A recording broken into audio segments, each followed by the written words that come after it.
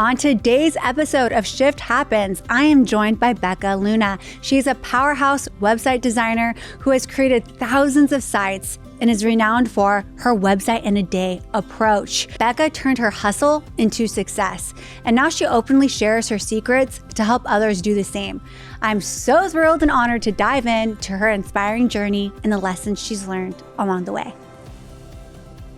Becca Luna, welcome to Shift Happens. Thank you. I'm so happy that you're here. I'm honored. It's so funny because we met at what was called the dinner series through Lori and Chris Harder. And we sat down at the montage and we were eating. And I think, was it at that table? People were like, so how long have you guys been friends? Yeah. And we're like, oh, we just met right now. They were like, you guys came together, right? Yeah. No. Yeah, I have my best friend necklace on and you have the other part of it. I feel like we had that energy though. As soon as we met, I was like, you're a real one. I was like, okay, we could be friends. Yeah. I like this. Yeah. But it's funny when other people notice that. That same banter, that same energy, that same creativity. There must be something, I don't know, there because people noticed it. I love it. So I was like, oh, for sure, I'm having her on the podcast. Yeah. So I'm glad that you were able to make it happen and join us in SoCal. I wanted to, you are known so much online for being a phenomenal web designer and also coaching other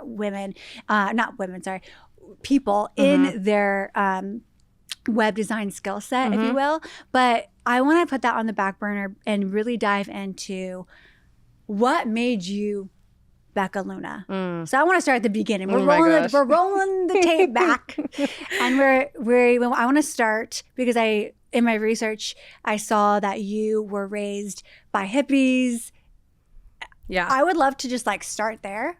Okay, and dive in. All right, let's dive in. So I was born on a hippie commune, which I think actually shaped me and my entire life trajectory. And I'll explain why. But my parents met on Grateful Dead tour, New York. They were 18 years old. And my mom was dancing out where they were, selling vendor stuff because she didn't like crowds. And my dad was going to get a beer and saw her dancing and was like, I like your vibe. They start chatting. They start dancing. They spend all night together. And he's like, I'm going to the next show. Do you want to come with? She's like, sure. So she hops in a van with him, with 4 dogs and 17 people and goes to the next show. My type of woman. Yeah. That's something I would have done back in the day. And then they went to show after show and she called her mom and she's like, I'm not coming home. I'm going to continue this. And they ended up touring together, landed at this hippie commune in Northern California. It is the most desolate area you could imagine. People think of California as LA and San Francisco, but this is northern, and you are 4 hours away from any grocery store. You are on a dirt road in the middle of nowhere, and it was really just a collective of people that wanted to live in an untraditional way, which is funny because now I would describe myself as that. That's kind of the movement that I'm leading even for myself is how can I do it untraditionally and what's anti-society. I'm kind of an anti-gal, and it totally comes from that upbringing and my parents for sure. So how long after they met did they have you? Oh my gosh, a year. Okay. 19 years old. Yeah. Yeah. And do you have siblings? So I grew up as an only child. Okay. Begged for siblings. And when I was 13, my dad, they are split up, by the way. Okay. So they split up when I was 3 years old. Oh, okay. And now they're both remarried. And now I have 4 siblings under the age of 15. Wow. Yeah. So I'm the aunt to them. I'm the cool aunt. But that was a very interesting thing. So pretty much when I was ready to fly away and move out, they popped out kids. Okay. So life as you knew it, because you don't really have much memory at 3, right? Or do you? I have one memory of actually leaving our house. My mom got a roommate. We rented this $400 a month house, shared house situation. And I remember pulling up to that house because there was another kid that lived there. And he was my age. And I remember being so excited to have that. And I remember vividly. And it's one of the only memories I have at that age. Wow. Yeah. Okay, so take us into life after your parents split. So now you are living primarily with your dad, your mom? My mom. Okay. Yeah. So what did that look like? Were you going back and forth or? Okay, so my dad was a rock star. Okay. He always wanted to be a rock star. He was living out his rock star life. He was in a band. He ended up touring with some well-known bands when I was 6. And I idolized him. He was a great time and I would spend weekends with him. But I remember it being really challenging because he got remarried and we had a very turbulent relationship with the stepmom. Yeah. I'm very close with her now, but it was really challenging at that time. So I split my time, but primarily with my mom. She was my rock, but he was my adventure side. Like, I'm very grateful to actually have split parents. Yeah. Because it totally gave me, this like beautiful synergy of being like wildly different. Yeah. They're so different. And I kind of got this blend as far as like household. both worlds. Exactly. Yeah. And so when you were on the hippie commune, Yeah. was like where it was like everyone tripping out on mushrooms, or like what did that look like? Oh my was there gosh. a lot of drugs around you at that time? Yes. I would say yes. Culturally, absolutely. If you know anything about the Grateful Dead, it's a hoot. People are having fun. Yeah. And I'm sure we'll get into it more, but it definitely, I attached happiness to drugs from a really early age, because going to these shows, I mean, it's incredible. Like, the energy there, you've never seen people, grown ass adults, having more fun. They're dancing, they're so free, they're living their best lives in that moment. You can tell that they have no other problems that they're thinking about. And it was, a way to escape reality. And they were high. Can I curse on this? I don't know. Go ahead. I was going to say high as fuck. And I'm like, I don't know. I think we like beep it out or something, right? Isn't that what people do? I go ahead. They were lit. And they seemed so happy. So I attached happiness with drugs. Very interesting. Very early on. Okay. Just with the community that we were in. And so your parents split. Were they still a part of that community amongst the split? My mom, no. My Okay. mom kind of went. If you met my mom now, you would never think that she had dreadlocks to her ass. And every childhood photo of me, she was butt naked at a hippie commune. Like, I'm dead. I love that. yeah, like the most hippie. Now you would never get that Yeah. from her. So she, to her core, she probably shares a lot of the same like values. But yeah, she went a different direction, and my dad stayed in that world. Okay. Yeah. Okay. So I've seen on your socials, you're very open about how you did gravitate toward drugs. And so do you think that because you were in that environment at a young age, and you said you kind of associate happiness with being on drugs, is that a big reason why you did that as a teen? Or how young were you when you started experimenting with drugs? Yeah, I think my upbringing definitely normalized it, just the community, for sure. It's interesting though, because once I started partying, and I would more chalk it up to the friend group that I started hanging out with. But then I had friends that had really old parents that were so conservative and so strict, and they were 10 times worse than me. Yeah. And so it's hard to know exactly what leads someone to experimenting with drugs. But I would say that, yeah, it normalized it. And I was never doing it to escape. That was going to be my question. Yeah. Because a lot of people say, and I can speak for myself, I from 14 to 19, I said, I'm doing drugs to escape. It was actually like, I literally said in my head, like, I don't like my reality. I want to escape. So I'm doing these drugs to not be in my life. So, but what I hear you saying is it almost out of curiosity? And because it almost, I don't want to say it felt like home, but because it was so normalized, was that the Yeah, I mean, link? it was fun. Yeah. I mean, well, drugs are fun. Yeah. we can admit it. Drugs are pretty fun. Yeah. I think that there's a lot of repercussions. Yes, especially if you take it to the extreme, then drugs are no longer fun. Absolutely. Yeah. And yeah, I mean, I couldn't imagine now in the position that I'm in with the level of responsibility that I have and team members that I am responsible of and the business. I couldn't imagine doing what I used to do, like staying up until 8 a.m. doing coke with random people, I'd be a hot mess. But it is, yeah. Maybe you would be a little productive. You won't be tired.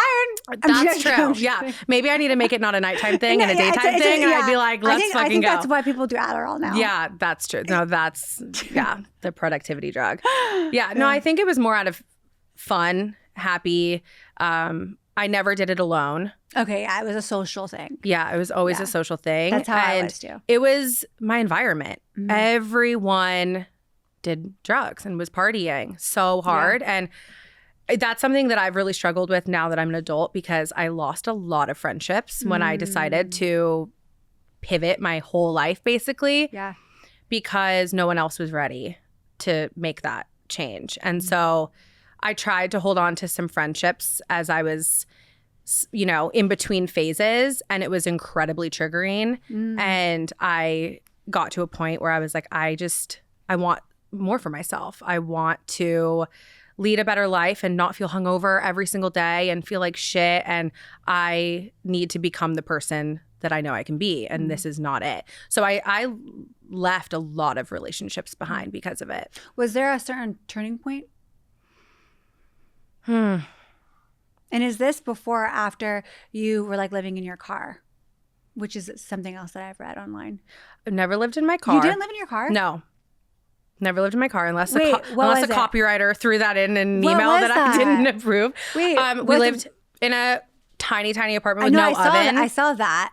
I knew that. Yeah. But why did I think that? Was there something with your car? Anything? Oh, I sold my car to get money to go on a trip. Because I sold it for $400 to some random guy on Craigslist. I think I combined those two stories together. No, I never lived in my car. You were like, wait, I did that. I was like, you're like, what copywriter? You're like, that's okay. Maybe I forgot. No, never lived in my car. I did sell it for $400 to go on a backpacking trip, though. Okay. Yeah. I think I maybe mixed those two, combined those two together. Yeah. No. So funny. I believed it too. I was like, it's like, who am I firing? Who wrote that in my bio? Oh my gosh, I'm dead. Oh my gosh. Okay. So at what point, what was the turning point for you to say, okay, I want a better life? I don't honestly know if there was one distinct moment. It really was a pileup. Mm-hmm. My husband now, we've been together since we were 15 years old. So we've been through a lot together.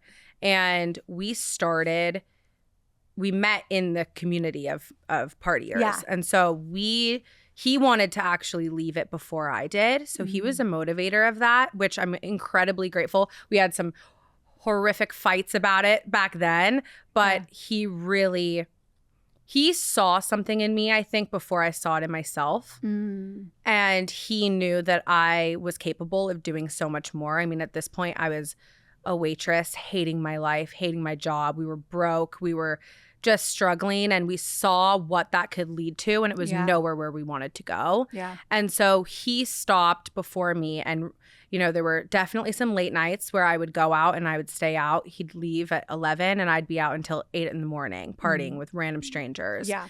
And I definitely had some instances where I'm very grateful to be here and be alive. And yeah, it was kind of just this building of, okay, what am I doing and what do I want out of my life? And this is not it. And everyone I'm surrounding myself with is not it and not what I want. Yeah. And I need to lead by example, and I need to do more. I love that. Yeah. I love that. And we all have that turning point. I know mine looks different, but I was partying, oh my gosh, so hard, and same, doing lots of coke, and I would mix a lot of drugs together, and I would be, by the grace of God. Yeah. It's like, well, I'm not feeling anything. And then it's like, and then you're like, I need another one. And so from one extreme to the next. And I think, similarly, I had a point where I was like, this is not the life that I want to live anymore. My encounter was more with my faith than with just like maybe business or strategy or just direction. I think, for me, it was an encounter with God. And so I think that we're very, very fortunate to be able to rewrite our story. Yeah. Because whenever you're playing with drugs at that level, or like for me, I'll speak from my end, it's like I really could have not only just killed myself, but killed someone else, in the process. So I'm very fortunate for both of our stories. Yeah, absolutely. And then with you meeting Willow, at what point were you guys, like, because you guys met at what age?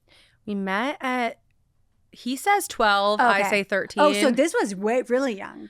Really young. You guys, okay. Yeah. Okay. Yeah. So my mom got divorced her second marriage. I already cleared this with her. She's fine. Okay. She got divorced from her second marriage and moved us up to Portland, Oregon from California.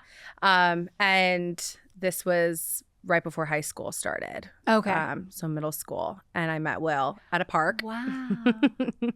Yeah. And we just had mutual friends. And I actually hated him when I first met him. He was, it's really interesting because him and I are so similar. When we talk and we tell our stories, you would almost think that we were siblings. Like, we look nothing alike. We know that we're not siblings, but our upbringings are almost identical. Wow. And it's so interesting because now we have friends that are married and we find it so fascinating. We're like, you guys are so different. Like, you guys don't even know each other. Where Willow and I, on every single level, are so relatable to each other, which I think really helped us as we grew because we just understood each other. Yeah. We understood so much of our upbringing and our limiting beliefs and our mindset and what we needed to work on together. But yeah, it's very interesting. It's like almost parallel. So we instantly, connected once we got older being 15 years old. We were actually at a Base Nectar show, like a rave, and we were both high on Molly and found each other in the crowd, and we're like, oh my gosh, this is it. This is destiny. Yeah, exactly. And then, we slept in a parking lot of a church, and I stole a box of wine. Yeah, from 7-Eleven. Yeah, and then look at you now. Look at us now. You know what I mean? I would never do that.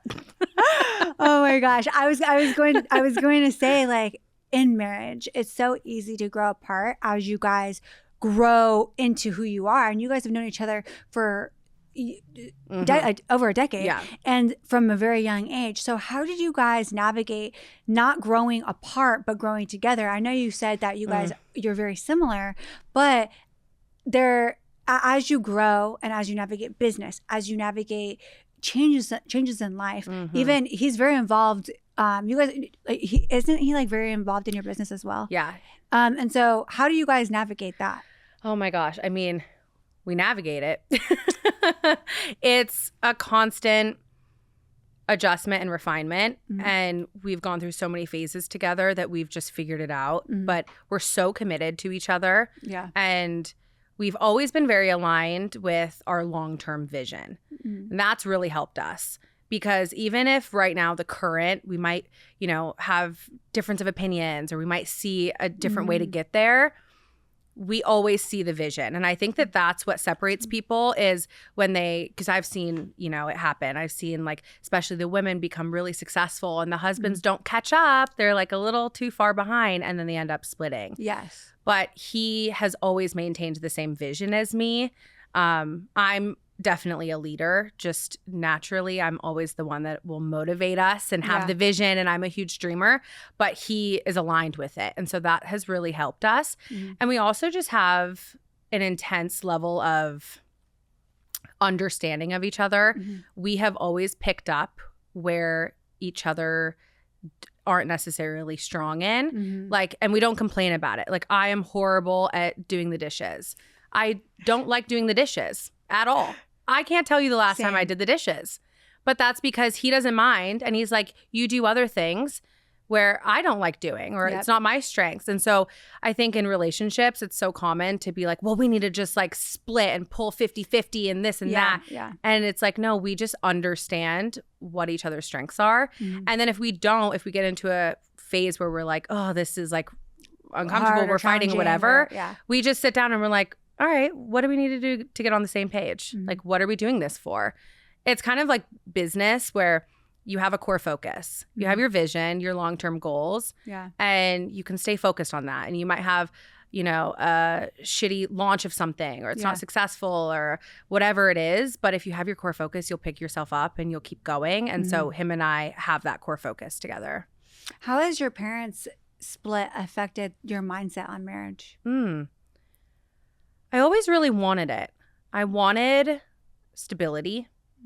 And my mom, it's interesting because my mom went through 2 divorces that I was very much a part of because, you know, I left my school and we moved. It was like my whole life changed because of the second divorce. And so I was very much involved.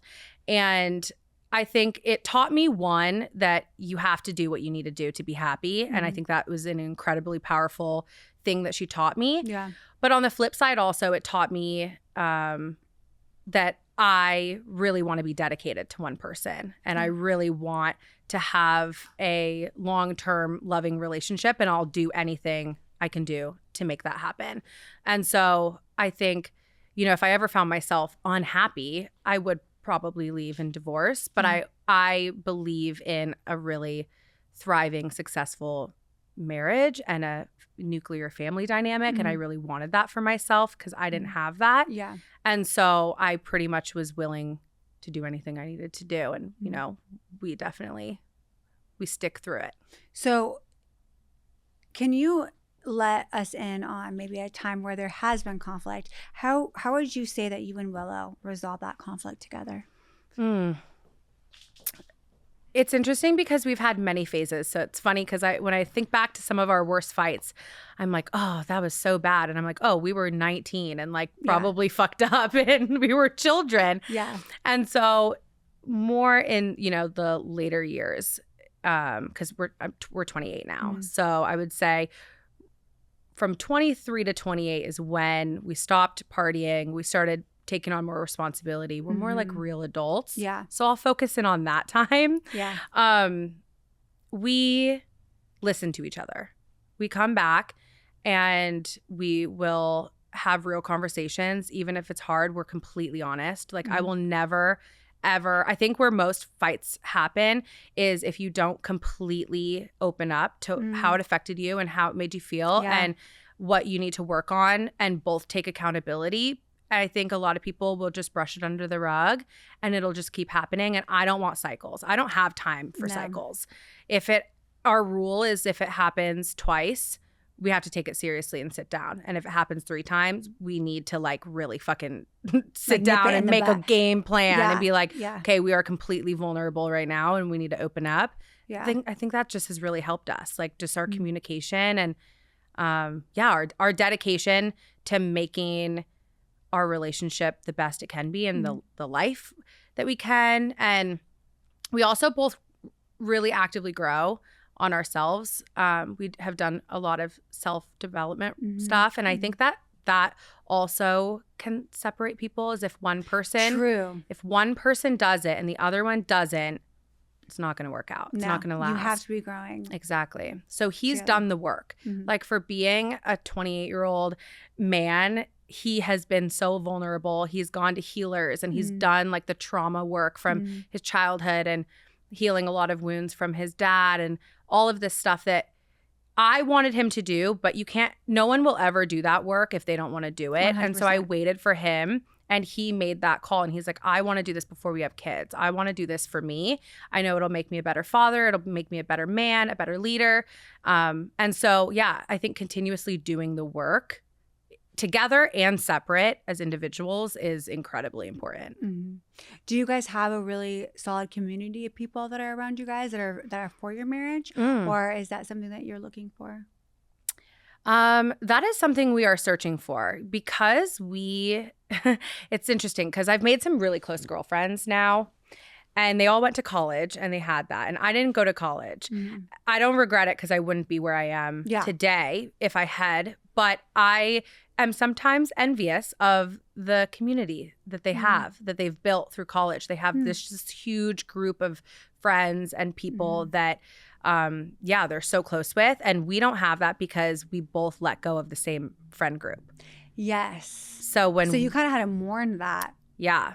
To enter into this. Together, which is interesting because we were such a unit from so early on. It wasn't like I had to let go of my friends, but then I could lean on his friend group. We had the same friend group. Wow. So we both let go of this massive part of our lives together. And then COVID hit.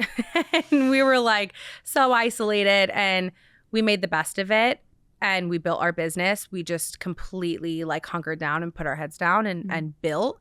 But now that we have built what we have, we're very open to new relationships and really are like seeking relationships that build us up and support us and are inspiring. And that has been a work in progress. Alexis here. Don't skip past me just yet. If you love what you're hearing from Shift Happens, don't forget to subscribe, rate, and review so we can continue sharing stories of impact. Thank you. And now back to another powerful story. Yeah. And it's hard as an adult to make new friendships. I find it to be, I don't know if the right word is intimidating. I just think maybe draining sometimes, or like you have to put yourself out there. You have to insert yourself in certain situations to make those friends. You have to be willing. Yeah. And I don't know if you remember when we were at the dinner series, there was a speaker, I don't remember his name, but maybe you will when I start talking. He was saying like that you have to be like so aware of the people around you. What's his... Basically, like, okay, so he gave the story where he was at the Greek restaurant. Yes. And he was just like, he noticed this doctor's name on the tag, and he noticed it was Greek, and he was like, and he wasn't just like, are you Greek? He said, almost like, I recognize that name from anywhere. Like, that's a Greek name, right? Like, brother or something. Blah, blah, blah, blah. Yeah. Like, so, like, full of energy and full of life. And the guy was like, no way, are you Greek too? And then he was like, no, I'm not Greek, but my wife's Greek. She's in the car. And then, I love that you remember, like, all the details. You know what? But you don't know his name. Well, that's why stories are so powerful. True. Right? I'm proving the whole point right now. True. So then he goes to the car, and the guy's a dentist or a doctor, one of those. A dentist is a doctor, but you get what I'm saying. Yeah. He's either a dentist, a practicing dentist, or a medical doctor. I don't remember. But anyways, goes in the car, and the wife is like knocking on the window, and they like roll their window down, they exchange numbers, whatever. And then they had some sort of leak or damage in their house. And they ended up staying in that guy's back house. I'm looking around. I'm like, who's listening to the story in the studio right now? No one. But they lived in this guy's back house. They met at a Greek restaurant. So cool. Yeah. And I am going to be honest, like he said something like, you have to be for relationships, or you have to be for, and I was almost discouraged in that moment, because I sat there and I was like, I'm not really like, not that I'm not for relationships, but it, in a way, it does sound draining to me, because I'm a single mom of 2. I own a company. Yeah. I'm doing, you got shit to do. Podcast stuff I'm doing. Yeah. So it's like, to be that alert when I'm at Vaughn's or Ralph's in the line, I'm just trying to get my produce, but his point was, you never know who you will meet if you don't put yourself in those types of, if you're not open to not even any crazy situation, but starting the conversation with someone. Yeah. And I think that's like a good point to bring us back to friendship, that gosh, we have to be willing to just be open to those relationships and those circumstances. It's a really valid point though of, it takes energy. It takes time and energy. And I think also when you get to a point like surrounding yourself or building up friends who understand the level of responsibility that you have, because expectations is everything in relationships. And I definitely have made friends where I'm like, whoa, like that's intense. Like, I'm sorry I didn't respond, but I'm busy and I need you to cut me some slack. And I think if you can build relationships that give each other that grace, and it's like, it's not personal. I know you're busy. Yeah. It's okay if you don't respond in like 2 weeks, because that's me. I'm like, I'll voice note and be like, I'm shitty. I'm a shitty friend. I'm sorry. But 2 weeks later, I still love you. It's not personal. I've just been busy. And you need to have that grace for each other. There are friends for every season of life as well. Some friends are just friends that maybe you just became friends with because of your business, or maybe because they had history with you, and you can just meet them for coffee and it seems like nothing has changed, right? Because you have history with them. Yeah. And other friends, they do require more energy. And I know I've had situations where sometimes I feel like friends have put me on a pedestal almost, and I don't know. I feel like I always fail them because I can't give them enough of me, you know, of my time and my energy, of just even like a listening ear. And I would say I'm an intentional friend, but there are times where I can't, you know, and there's been some friends recently that I almost feel like, I don't know, there was nothing that was said, but you could feel the shift where you don't really hear from them anymore, or it's weird when you see them in person and you're like, okay. Got it. I'm like loud and clear. Yeah. You needed me to be more. And I think sometimes we need to feel comfortable to say what we need in friendships and where we're at if we can't give it all. And I think people I don't know why they don't want to share their expectation of friendships. Maybe it feels vulnerable. Maybe it feels like they assume that friend or that person should just know, which we see in marriages. We just assume he should just know that he should just come and buy me flowers because that's my love language. Yeah. It's gifts. Like, well, sometimes they don't know. It's so true. Sometimes you have to communicate it. Or it could be an insecurity because it's then them needing to be honest, and then they could seem pushy or needy. Yes. And that's a deep wound for people. And I mean, I've even experienced that. I've had things where I'm like, oh, I wish that this friend would have done this. And I'm like, oh, there's no way. Like, that would seem like I'm overstepping. Like, that I would never say that to them.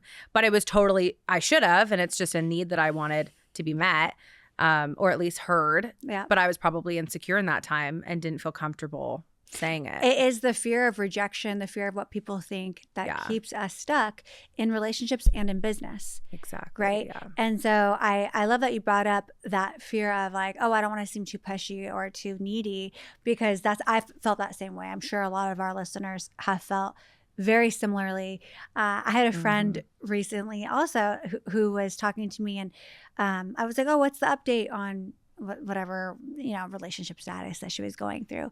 And she was like, oh, I didn't want to bug you. I don't want to like bug you with my stuff. And I was like, oh, you're not bugging me. You know, it's like, there's no, I would love to hear from you in this way. Yeah. I might not always respond quickly, but I care about you. Yeah. And you're important. Well, and even your feelings are important. Having the open dialogue, because even just asking the question like, hey, can I share this with you? Like, I know you're busy, but like whenever you have time, if you want, are you down? Yeah. And then you being honest and being like, totally down. Or, hey, I don't really have the capacity. But it's like the open communication. Yes. So important. And a lot of people do not practice that. No. Fail miserably, actually. Honestly, yes. Like, and then you walk around with a chip on your shoulder. You run into your friend Lucy at the coffee shop and you're like, why is Lucy mad at me? And you have no idea. You're like, I didn't even know I hurt Lucy's feelings. 100%. Why did I lose this friend? They had no communication. And as adults, we are responsible to communicate our needs and our expectations, or because the other person's not going to know. And we have the right to communicate that. We cannot expect other people to read our minds. Yeah. Yeah. You know? So very important, and something that we definitely don't do enough of. Yeah. I try to practice it. Yeah. Same. I really do. Well, we can practice it together. Yeah, we can. Now you can have me in your circle of friends. It is hard. It is hard to also have people understand owning a business. That's also different. I have a lot of mom friends that I love them. Like there's that are stay-at-home moms, which that's a huge struggle in and of itself, right? And I give so much credit to moms who stay at home, because it's tough work. But there's different ways that I might not be able to relate to them, or they to me, because I'm a working mom. So sometimes there's also a lack of just understanding where you're at in the season of your life. Yeah. I find it hard to find someone or people who can relate to everything. And maybe it's just not possible, honestly. And then it comes to just having friends for certain areas, because even as you say that, I'm like, I'm not a mom yet. I could not relate at all to, you know, having children and also running a business. I relate on the business side of things. But I think then, maybe it's finding people that just have one really strong core value or relatability. I agree. Like, well, think about the components of your life. Like you were talking about like self-development, right? Mm-hmm. Well, you might not go to, a childhood friend for self-development, right? Yeah. You're not going to go. It's like you have certain people in your life that you go to because they have experience in that thing. Mm-hmm. And sometimes there's not that one person. Yeah. And I think that's okay. Totally. That doesn't mean you can't have this beautiful blend of different types of people. I think that's actually really beautiful. Yeah, I agree. Because then you get to learn from other people's perspectives. I'm a part of a small group through my church. And what I love about it is if you were to look at all of us, line us up, you would not say this Alexis these are like her top people that she would hang out with. Okay. But what's so beautiful about it is there's older people, there's people with no kids, there's people with kids, there's people that have had so many crazy different life experiences than I have ever had. And yet we can all come together, share where we're at in life, encourage each other, pray with each other. And that's a beautiful thing. I love that. Now, one of them is a small business owner. I can relate to them on that side and parenting. Another older, married, have kids. I can glean wisdom from them, So I love that aspect of having like a small group where you can go, and it feels like a safe place. Yeah. And they're not looking at you and judging you for a certain way, or it's like you just show up as you are. Yeah. I love that. Yeah. I need that. Yeah. I need to find that. Small group. Yeah. Okay. When we were talking about your pivot, because you mentioned you were a waitress, and I read something, and I love when you share this story that your boss spit in your face. Where was that? Can we name that or no? I don't think I'm going to name it. Okay, don't name it. I don't think I'm going to name it. But you can tell me later. I'll tell you later. We can leave Yelp reviews. No, okay. Just kidding. She probably doesn't work there anymore. No, actually, I kind of think that the place may be shut down, actually. Okay. I'm not even sure. But that's fine. Yeah, that was my rock bottom of like, this is absolutely not what I can do with my life. Like, I never want a boss again. And it's funny because I look back at that time and I was so young and I was emotional and so distraught and was like, what am I going to do? Oh my gosh. And it's funny because I came up with this idea of that I was going to start a business online. And I remember when I first told someone, they were like, you're batshit crazy. Like, what are you talking about? Like, what? Yeah. And it's funny because I'm very competitive with people and myself. Yeah. And I push myself. If people in the room think I can't do it, that's when I'll do it. Mm-hmm. But if it's weird because 2 summers ago, my husband and I bought a boat. Oh, fun. I learned how to wake surf. It was so fun. One of the most fun things ever. And I honestly hadn't learned anything new like that. Being an adult, you kind of stop learning. And I really wanted to push myself. And so I learned how to wake surf. And it was the craziest thing because I really pushed myself out of my comfort zone. But I was really shit to start with. And when I was trying to get up and up, my husband would be like, you got this, good job. And I couldn't get it. And then one time my husband was like, all right, I don't think you're getting it. Just like come back. And I was like, one more time. You. We're doing this one more again. time. Yeah. And I got it. And I fucking nailed it. And so that's how I operate is when people doubt me, I will then shine. And so that is exactly what happened when that happened. And people doubted me. And I, would tell people my plans and they thought I was crazy. But I honestly feel like I needed that, just the way I operate. And it pushed me to be like, you know what? No, I can do this. I know it's crazy, but I'm going to do it. Mm-hmm. And so, it really, it all happens how it's supposed to. I truly believe that. So I wouldn't change it for anything. But it was a crazy experience for sure. Yeah, but what happened? I'm confused. You were just like, wait, did you do something wrong? Like what? I'm confused. I'm sure. I was like such a bad employee. I'm not employable at all. Because I would feel like she would be fired for that. It was a guy. Oh, guy. Yeah. It was a guy. Oh my gosh. Yeah. And he was a new general manager. Yeah. And he was drinking. Okay. I was closing up the restaurant. And I had already, I'm not great with authority. I'm just not, I'm self-aware. And so when he came in, there were some like power dynamics. I wasn't liking it at all. So I think that the boss had, because this was my boss, but then there was like the boss above him, like the owner of the restaurant. And she could sense that there were these issues between us. And so when it happened and then I went to her, it very much was, you're just being dramatic, or that it was very invalidating. And I wasn't, it wasn't taken seriously at all. But yeah, it happened. I was closing up shop and I did something, I don't know, wrong in his eyes. And he was drunk and literally was like yelling at me and spit in my face and walked away. And I was like, okay. And I went into the bathroom and I cried and I looked at myself in the mirror and I was like, I'm not going back out there. This ain't it. Yeah. I took off my apron, literally put it out, never walked back in. Actually, I did walk back in to collect my check like 3 days later, but that was it. Then I was out. Oh my gosh. Yeah. That is so crazy. Yeah. Savage. Okay. honestly. So from this moment, what would lead you to then think, oh, I'm designing webs? Like, what was the thought process there? Because Ooh. you've never done that before, right? No. Okay. So there was a little bit of a transition period. Okay, yeah. So my mom actually is an online business coach. Oh, okay. Yeah. Okay. So she started maybe 2 years before I did. She learned about Marie Forleo. Oh, okay, It was yeah. like this random thing. Like they were buying their house and the realtor's wife was just learning about Marie Forleo and was like, you should start an online business. And she's like, oh, okay. Yeah. So then let's she do did. it. Yeah. Basically. Yeah. So then, which is really crazy because my mom growing up, she made like $30,000 a year, like no money. And so then within 1 year, she made 6 figures.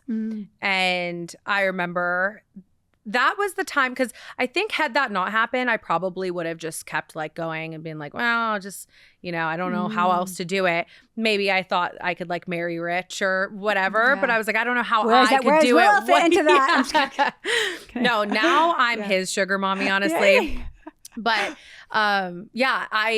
she expanded me. Yeah. In a way. She was like a catalyst. She was. So then when that all happened, I was like, I need a fucking job. And she was like, why don't you be my VA? Like, I need help. I need support. I was like, okay. So it was like $20 an hour. I was her virtual assistant. This lasted for 3 months and it was horrible. We got in the worst fights. Oh, I believe like it. Blocked on Facebook. Like, like, fuck you, you're a bitch. Like, we're so close in age that my mom and I are sisters. We have a sisterly relationship. Okay. So it just was not good. It was not pleasant. But I learned so much. I wouldn't change it for the world. I learned so much through the experience. And I just connected with even her people, her clients and everything. And someone needed a website. And Like, I think I could do that. yeah, I was like, sure. How hard could it be? I'll try. Yeah, exactly. How hard could it be? I'll figure it out. It actually wasn't that hard. Yeah. I was like, oh, okay, I could do this. And then a second one, and then a third. And then by the third, I charged $1,200. Okay. At this point, I wasn't working for my mom anymore. And I went to her and I was like, this person needs a website. What do you think I should do? So she like made me a little package. I think I probably like designed it on Canva, like a little like one-sheeter. And I pitched it to the girl and I was like, there's no way, she's saying. Like, I'm so underqualified. This is ridiculous. She said yes. And I was like, I got myself a business. Yeah, like I got a career though. Yeah, I'm a career woman exactly, now. Yeah. So That's so funny. That's how it happened. And then it really just evolved from there. Like, it's the craziest thing looking back that it wasn't even that long ago. And so much has happened since then. It's wild. Because so in 2020, you launched website in a day. Yes. Okay, so bring us into that. How did that idea start? And I'm assuming COVID was like a part of that reason, or were you reframing your business structure in that time, or was it just an idea that you had? More or less, yes. I mean, I was home and I had so much attention on my business that it was actually so helpful because I was a young 20-something-year-old and I could have been so distracted. And I had no distractions. I was home and got to really just work on my business. And I was on social media and starting my TikTok. But at this point, I had grown to working with about 12 clients per month. And I mean, it was exhausting. They were like 6 to 8 week turnarounds. And it's a lot of communication as a web designer, really as any service provider. Yes, I get it. It's a lot. Yeah. So I was like, how do I make this quicker? How do I make the entire process expedited? Because not only is it helpful for me. It's helpful for them. Like that's a Yeah, value because they add. want to get their website done faster. Exactly. Yeah. Because they don't want the communication that's ongoing and all the feedback and everything that goes in it. And also websites generate money. They should if they're designed strategically. So the longer their website is not strategic and converting, they're leaving money on the table. And so it's this whole value add. And I was like, oh my gosh, this is genius. How do I package up everything? How can I expedite and get everything I need and do it in a day? So I came up with the idea. I launched it at a beta offer. It was $1,600 4 spots. And I sold it out in like 2 hours. And I was like, oh, okay. People definitely want this. Nice. I was like, I think I'm onto something. So then I did the first website in a day. I was so nervous. We were living in a 1-bedroom, but I have this weird thing where I like to have the bed in the living room. So like still? we had I'm just kidding. no. It's actually funny because I've joked we have like a 7,000 square foot house, and I've joked about putting our bed in the living room. Yeah. It's kind of my thing. I don't know why. It's like a comfort thing. But we made the bedroom an office. Okay. And we had our bed out there. And so I remember I like went into the office and I was like, Will, don't mess with me. Like I need to be heads down in this. I have a website I need to deliver by 5 p.m. Right. Don't talk. No. Don't breathe. Nothing. I was like, unless you're bringing me coffee and food, don't That's mess it. with me. Yeah. So I literally sat at the desk and I was so nervous and I did it. It went live at 5 p.m. and I was like, this is insane. Like this will literally change the game. And yeah, I continued scaling it. And at the same time, I started showing up on TikTok, which everyone and their grandma did in 2020. Yeah, of course. And I very quickly went from like the cheesy dancing to web design, education, and just talking about my business. And I really went on with the intention of finding clients.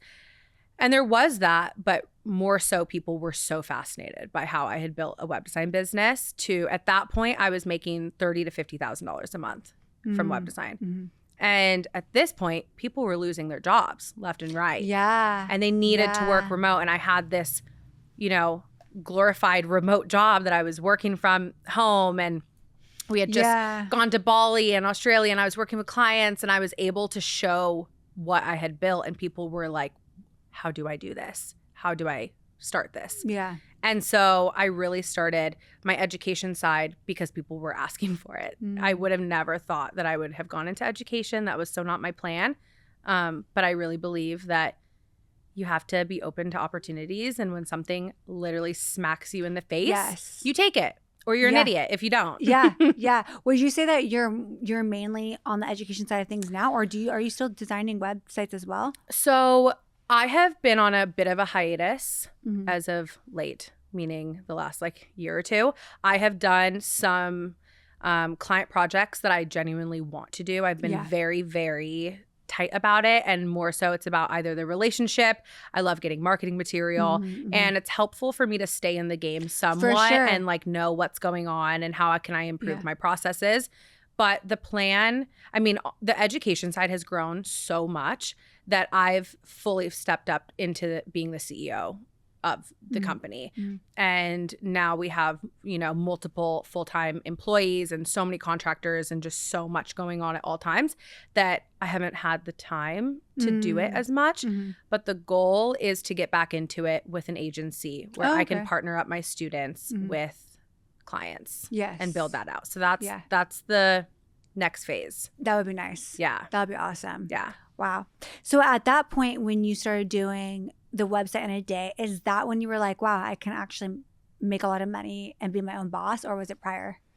I had already been doing it for a year. So so in that year, you were like, okay, I'm getting traction. Definitely. This is going to work. Yes. Okay. So Will and I moved to Hawaii in 2018, and we were racking up credit card debt.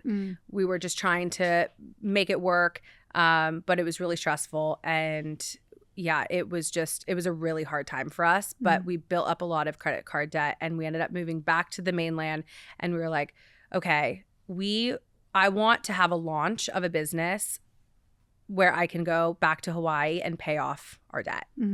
And so I created a website template shop called Bold and Boho, and I launched it, and I made $20,000 at the launch. And at that point, that was like, oh my Well, like yeah. we're rich. Like we're big ballin'. I'm like, I'm gonna go buy a Rolls Royce. Like being, you know, so ridiculous thinking $20,000 was like an insane amount of money. But it was the exact amount of our credit card debt. Yeah. Wow. So I made $20,000 at launch and then went on to make 6 figures in the first 6 months of it. This was 2019. So very early on, it was almost like once I found my thing, it all just worked. It just clicked.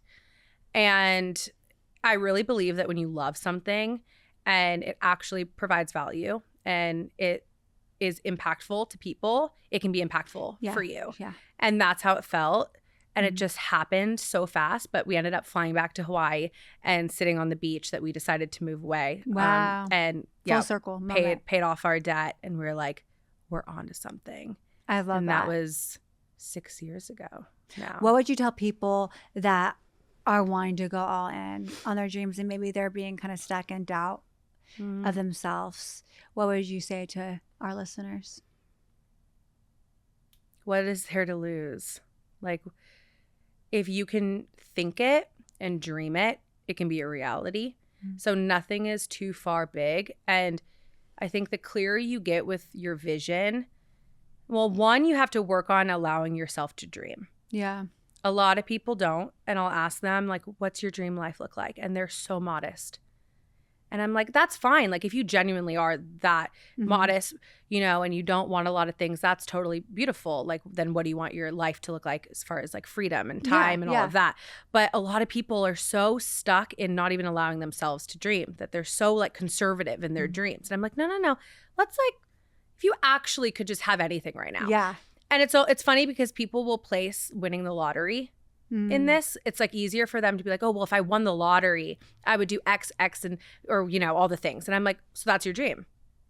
You don't have to win the lottery to get that. You can do that. Because you know, our life that we've created now is a life that someone would say, I want to, you know, if I won the lottery, I would want this. We have a beautiful estate and cars and this and that, and we have the freedom and all of this stuff, but we didn't have to win the lottery. We just had a dream that was so crystal clear, and then we worked our fucking ass off to get to it. I love that. And if you can get really clear with your vision and get so crystal clear with it, like paint it in your mind, and maybe probably 10x it, and then work every day towards it. One little thing you can check off every single day. What's there to lose? Why would you not? Yeah. No, I love that mindset. And you bring up 10X, and, you know, I've also read that book. But it's the idea of 10Xing is really like there's many different parts, but the one part that I really, I don't know, like, or I try to embody is you are allowing yourself to set almost what seems like unattainable goals. Because if you're setting goals that are within reach, you don't have to work that hard to get to them. But if you set these astronomical goals that seem like, that's foolish to even speak, your brain has to figure out different ways of getting there. And that's why I love that the whole concept of 10Xing. And that's to your point of allowing yourself to dream. You know, I have a coach now, and she was asking me about money. She was like, well, what would be a number, you know, that if Shift made that, or if you made that as a coach, you know, and at first I was more modest. Like, you know, this or that. Like it was, and she was like, no, but like, what's it really? But like, really. And it's like, there's a part of us, and I don't know what it is, that wants to hold back. I could feel it. Even when she's asking. It's that resistance of, you don't really want to say it, because then what if it doesn't happen? Or what if, you know, I didn't really go all in, and then it's like, that was just a dream. Right? It's like, we don't want to see ourselves fail, or maybe it's the self-worth. Like, we don't believe that we are worthy enough, or talented enough, or determined enough to actually get there. So we're scared to speak it sometimes, you know? And so I've been challenged by those thoughts. It's hard. It also is hard as you grow. It never ends. I always tell people that, because they're like, I think I want to get here, and then I'll be like set. And I'm like, just wait. You just wait. Because once you reach a goal, you will have another goal. There's a goal right behind it. Bigger. Exactly. There's a goal right behind it. And I truly believe we will never fully arrive. We were always just on the journey. I love that. Yeah. Something else that I really admire you for is consistently showing up on socials. So I wanted to ask, how has your story, sharing your story, furthered your business? I mean, I would say it is my business. It is my business. We've done surveys where we've sent out surveys to all of our students asking a ton of questions of like, what can we improve? What can we do better? What attracted you to the brand? And it's always the same thing. It's Becca's story. It's always. And that is the power of your story for everyone listening. Yeah. Yeah. I mean, I don't think that we would have a fraction of what we've built. I mean, the founder story is everything. And people want to attach themselves to something. And if they can't, then what's the point? Yep. Like they have to see themselves in you. And obviously there's many different like facets of my life. Not everyone will relate to being born on a hippie commune, or even like I have a lot of like really religious and conservative women who follow me, which is always so interesting because I'm not like I curse and I'm, you know, a wild child, but it's because maybe my values or, you know, my relationship with my husband or this and that, like they can attach something that they want or they see in themselves with me. And that's all you need to do. But the more you open up and share your story, the more room you give people to attach themselves to the story and to the vision of what you're building, and then ultimately showing them what's possible for themselves. And so it's everything. It's literally everything. I couldn't agree more. No, I could not agree more. And I'm sure even in your DMs, people write you and share how much you sharing has helped them and impacted them. And I think in a different vein of, yes, we could talk about business and that's been amazing for you, but how has sharing your story helped in your own healing? And that could even be with your parents, your upbringing. We haven't really talked much about your dad. You brought up your mom a bit, her being a rock, you working with her, but how has sharing your story helped in your healing journey? And then also, how is your relationship with your dad currently? Okay, I'll start with my relationship with my dad. So we are best friends. We're so similar. He is a storyteller at heart. If he sat in here, we'd be, you know, he's next. Getting DoorDash bottles of wine or whiskey, and we'd be here until 11 o'clock at night, and he'd tell you his whole life story. And so I actually learned that from him, of being open and telling stories. And I think it's how you relate to people. It's how you build connection, and he does that so beautifully. And so I definitely learned that from him. But yeah, we are we're like Dumb and Dumber together. We're a hoot. But I would say, oh gosh, I mean, it's been really healing, actually. Like I've had to do a lot of work, especially as like a public figure, if you will. You are. Having that much exposure. And there's a lot of times where I'll have, you know, videos. Like even when we bought our house, before we moved in, I got like 100 million views on the home. Wow. And it was such a wild thing because, you know, I didn't plan on it. I wasn't prepared, and I got so much hate. I've gotten so much. I mean, I've gotten so much love, and I really try and, you know, center myself in that. But also it's social media, and people are miserable with their lives. What was the hate? I'm confused. Oh my gosh. I mean, and you know what? I take responsibility because I know what gets people going. Like I know how to use social media. Yeah. So if I get a video and people are commenting, I'll then make a clapback or a satire video. Okay. So I mean, I would do a video. I did a whole video walking through. We have like it looks like a castle. It's like this like really beautiful like old world vibe. And I went through saying I was like painting everything white. I was like ripping out all the wood and doing like gray LVP. Like I was just being like that, you know? Yeah. And it got so much attention, so much. And so, yeah, I mean, I've gotten like death threats in my DMs just from wild people. Because you wanted to change the house. Oh yeah. You're like, that's insane. Yeah. Oh my God. Like, you don't deserve this house. I'm going to come like find it was the weirdest thing. But I've also gotten it on the business side of things too. Okay. web design historically has been a male-dominated industry. When you think about web design, before you would think of we call them code bros.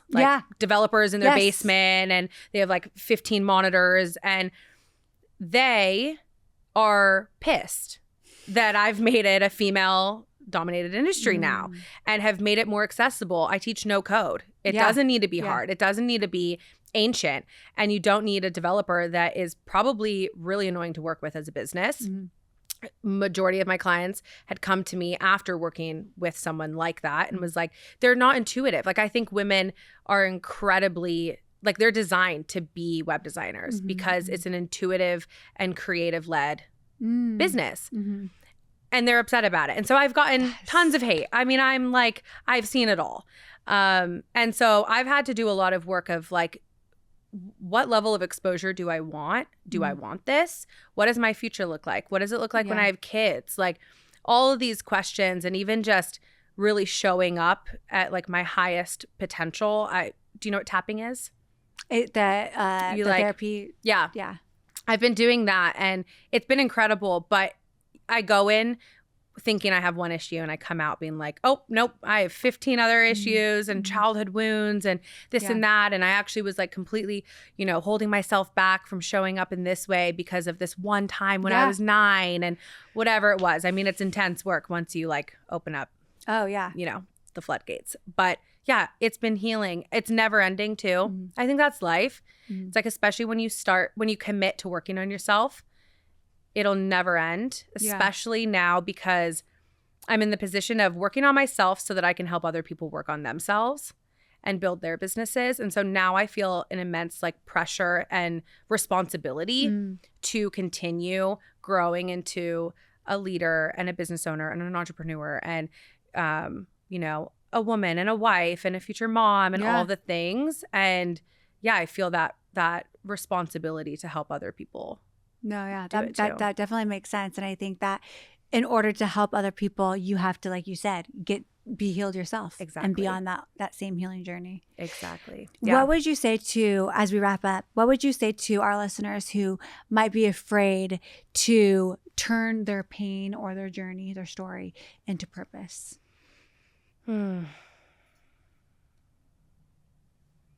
Well, I would say it's a choice. Which side do you want to be on? Do you want to live in the pain, or do you want to create purpose out of it? And do you want to help other people that also are on the same path? Because I think it's so easy to make our own stories, oh, no one's ever done this before. No one's ever been through this. But I think that's just our ego, and people have been through it. You will help people. And the more you can help yourself, the more you can help other people, and the more you share and turn your pain into purpose, like you said, the more you'll be able to have an impact on the world and, people and children and next generations. And it really is a ripple effect. And it's healing for yourself, but it's also healing for the world. And so I think it's a responsibility, honestly. Well said. Yeah. Well said. I loved having you here. Thank you so much for being open and sharing. And I know that my listeners are going to get so much from it, from the business and the personal. So I appreciate your time. Thank you so much. Thank you for listening to Shift Happens. You are the reason I started this podcast. I hope it finds the ears and hearts of those who need it so that your voice matters and you are reminded that someone needs to hear your story. As always, be sure to subscribe so you don't miss an episode. And I'll see you next week.